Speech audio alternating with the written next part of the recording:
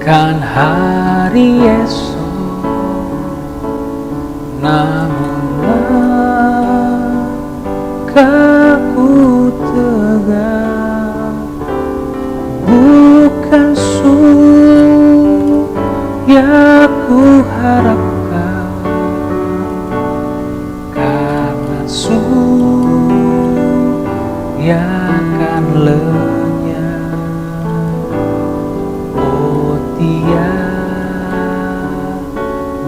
ku gelisah akan masa menjelang. Ku berjalan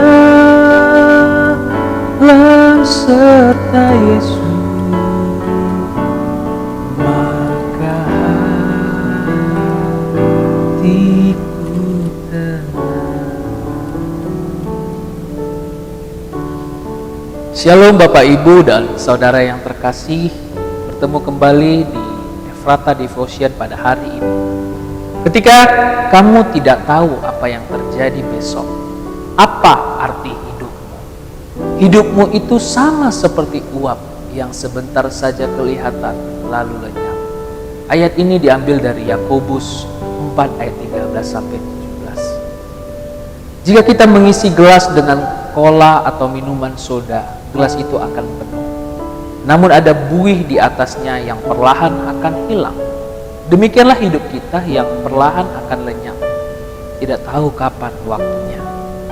Oleh karena itu, bacaan hari ini memperingatkan kita supaya tidak sembarangan untuk kita boleh menjalani hidup kita. Tidak membuat rencana-rencana yang sembarangan atas hidup kita. Yakobus setelah menegur orang-orang yang menghakimi dan mencela hukum, sekarang menegur orang-orang yang tidak mau peduli terhadap pemeliharaan Allah, tidak mau peduli dengan apa maksud Tuhan dalam hidupnya. Renungkanlah sejenak cara berpikir dan berbicara seperti itu. Tanyakan pada diri kita sendiri, bagaimana kita mempertanggungjawabkannya. Merenungkan dengan sungguh-sungguh perkataan dan perbuatan kita akan menunjukkan kepada kita banyak kejahatan yang karena ketidaksengajaan cenderung kita lakukan dan terus kita lakukan. Ada sebagian orang yang dulu dan sekarang pun masih sangat banyak berkata, kami akan berangkat ke kota anu dan berbuat ini dan itu, untuk jangka waktu tertentu tanpa dengan betul-betul peduli terhadap keputusan-keputusan pemeliharaan ilahi. Dalam hidup, satu-satunya kepastian sesungguhnya adalah ketidakpastian. Sebagaimana kitab suci mengingatkan kita, tidak tahu apa yang akan terjadi besok. Ayat 14. Upaya pemuasan mimpi kita kadangkala dapat berubah menjadi mimpi buruk. Hal ini mengingatkan kita tidak hanya tentang ketidakpastian hidup, tetapi juga tentang perlunya menyatukan kehendak kita dengan kehendak Allah. Pengalaman mengajarkan bahwa jika kita membiarkan kesombongan mengendalikan hidup kita, maka upaya pemuasan impian yang dipaksakan akan berubah menjadi debu dan abu. Memiliki keinginan sah saja, tapi nas ini memberitahu kita bagaimana melakukan pendekatan terhadap keinginan itu. Daripada menganggap bahwa rencana dan impian kita akan terwujud, lebih baik kita berkata, jika Tuhan mengendakinya, kami akan hidup dan berbuat ini. Pada ayat ke-15. Bila kita menyerahkan rencana kita pada kehendak Allah, kita bisa menikmati damai sejahteranya di tengah ketidakpastian hidup, karena tangan Tuhan yang memegang. Banyak hal tak ku pahami dalam masa menjelang,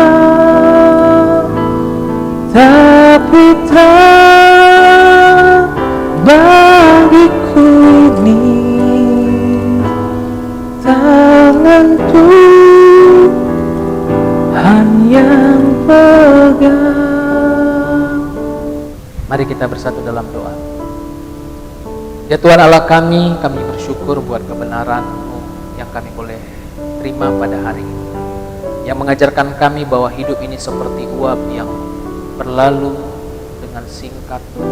Biarlah Tuhan kami boleh memaknai setiap hidup kami, bagaimana kami boleh selalu memuliakan Tuhan, menyenangkan hati Tuhan.